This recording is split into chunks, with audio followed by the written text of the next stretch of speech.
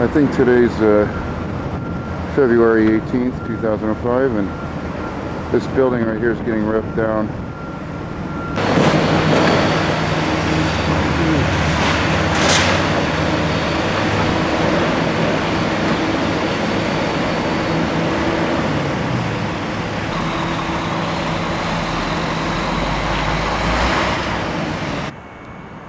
It's February 24th, 2005, and I'm taking yet another shot of this building that they're demolishing here down in the flats underneath the Detroit Superior Bridge.